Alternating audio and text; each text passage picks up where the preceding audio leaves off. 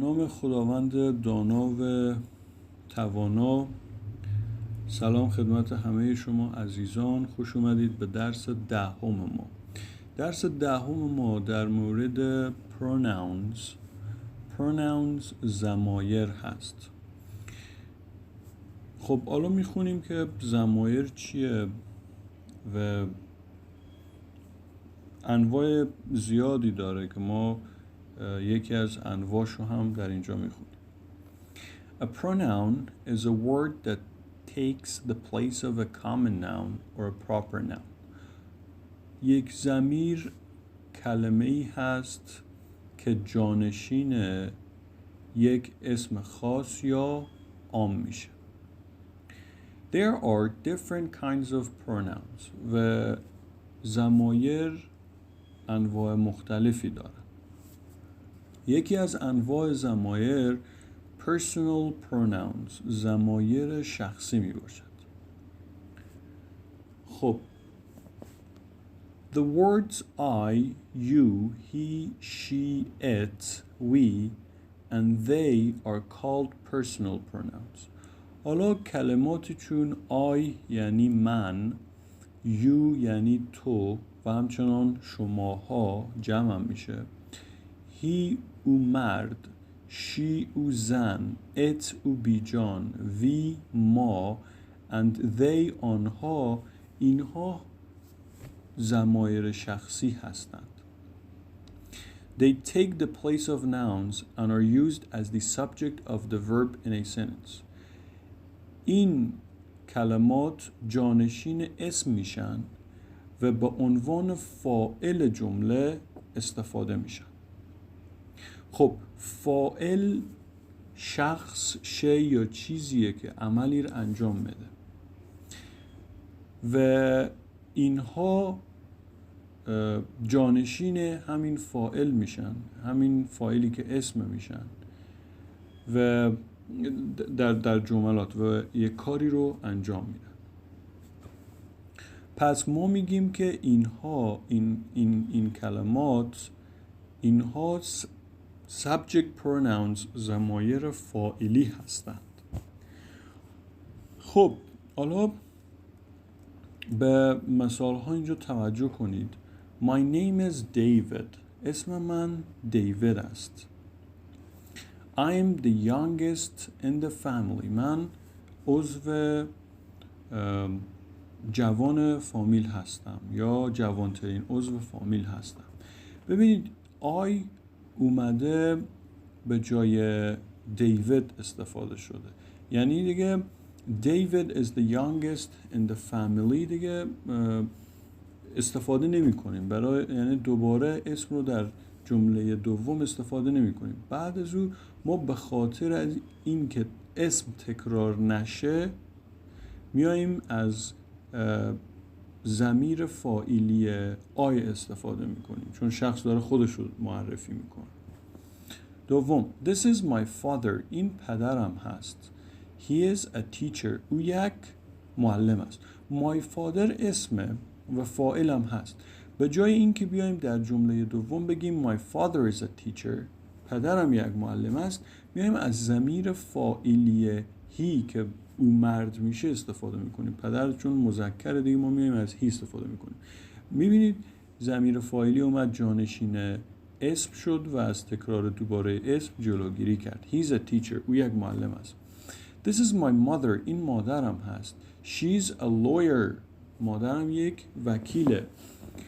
پس she ضمیر فاعلی زن هست دیگه، به جای my mother که اسم استفاده شده و فاعل جمله هم هست. I have a brother and two sisters. من یک برادر و دو خواهر دارم. They are Peter, Sharon and Jenny. آنها پیتر، شارون و جینی هستن. ببینید یک برادر و دو خواهر دیگه 3 نفر میشن و داریم در مورد آنها صحبت میکنیم. دوباره نمیاییم بگیم my brother and my two sisters are Peter, Sharon and Jenny. به جای اینها میاییم از ضمیر فاعلی آنها استفاده میکنیم. I have a dog. من یک سگ دارم. It is called lucky و اسمش لکیه دیگه. نمیگیم my dog name is lucky. میایم از ضمیر فاعلی حیوان یا بیجان it استفاده میکنیم. Lucky, you're a good dog. Lucky تو سگ خوبی هستی. Good morning children. صبح بخیر بچه ها. You may sit down now. شما میتونید دیگه حالا بشینید. اجازه دارید بشینید. Children دوباره اینجا استفاده نمی کنیم از children. دیگه بچه ها شماها از ضمیر فاعلی شماها استفاده میکنیم. My family and I live in a big city.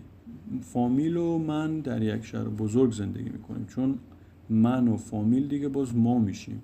میایم دوباره میگیم که جانشین اسم ضمیر فاعلی ما. We have an apartment. ما یک آپارتمان داریم. خب the subject of a sentence is the person, animal, place or thing that does the action shown by the verb. همون جور که در جملات دیدیم فاعل یک جمله شخصی میتونه باشه، حیوانی میتونه باشه، مکان یا شی میتونه باشه که یک عملی که توسط فعل نشان داده میشه رو انجام میده یا کننده کار یا انجام دهنده یک عمل، یک فعل. خب the words me, you, him, her, it, us and them are also personal pronouns. این کلمات هم همچنان ضمایر شخصی هستند. می به من یا من را، you به تو یا تو را، گفتیم جمع هم داره، همین you میشه به شما یا شما را، him به او مرد یا او مرد را، her به او زن یا او زن را، it او بیجان یا او بیجان را، us به ما یا ما را and them به آنها یا آنها را همچنان ضمایر شخصی هستند. They also take the place of nouns. همچنان اینها هم میان جانشین اسم ها میشن. These pronouns are used as the object of the verb in a sense. حالا این ضمایر میان به عنوان مفعول جمله استفاده میشن. پس ما این کلمات رو به نام object pronoun ضمایر مفعولی یاد میکنیم. خب مثال ها رو ببینید. I'm standing on my head. من روی سرم وایستادم. Look at me. به من نگاه کنید. اینجا دیگه I اومده مفعول شده و مفعول من میشه می به من. Look at me. به من نگاه کنید. My mother is kind. مادرم مهربانه. Everybody likes her. حالا به جای این که بگیم everybody likes my mother میایم از ضمیر مفعولی my mother که یک خانومه her استفاده میکنیم. همه دوستش دارند. Lisa, I told you to tidy your bed. Lisa, من گفتم به تو که اتاقت را مرتب کنی. tidy تمیز کردن یا مرتب کردن. You هم ضمیر فاعلی لیساست. Sharon and Jenny, Dad is waiting for you. Sharon و جنی پدر منتظر شما هاست. Lucky and I are playing in the park. Lucky و من داریم در پارک بازی میکنیم. Dad is watching us. پدر ما رو تماشا میکنه. یعنی به جای اینکه بیایم بگیم Daddy is watching me and Lucky میایم از ضمیر مفعولی ما استفاده میکنیم که میشه ما را us. You must not play with a knife. نباید با چاقو بازی کنی. Give it to me. چاقو رو بدش به من. ضمیر مفعولی the knife میشه it. Pick up your toys and put them away. اسباب بازیات رو بردار و آنها را یه جا بذار. ببینید یه چیز، ما فعل داریم، خب بعد فاعل همیشه قبل از فعل میاد و مفعول همیشه بعد از فعل میاد. پس قبل از فعل ضمایر فاعلی رو استفاده میکنیم، بعد از فعل میایم ضمایر مفعولی رو استفاده میکنیم. اینو متوجه باشید. خب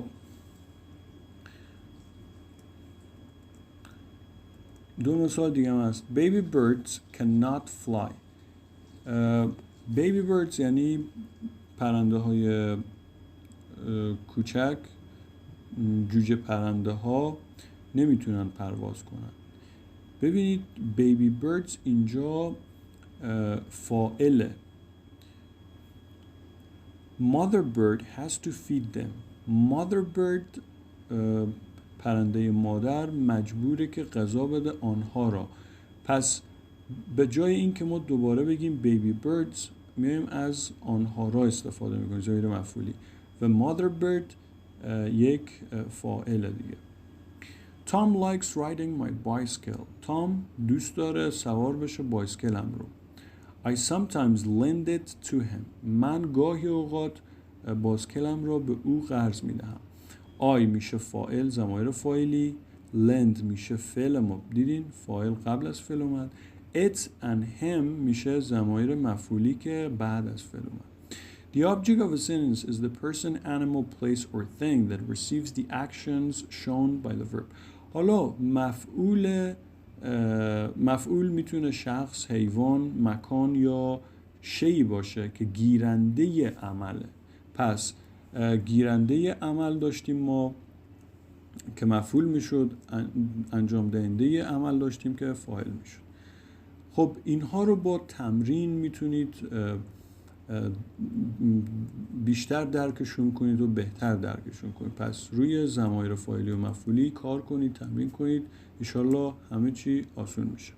مرسی از توجهتون. تا ویدیوی بعد، خداحافظ.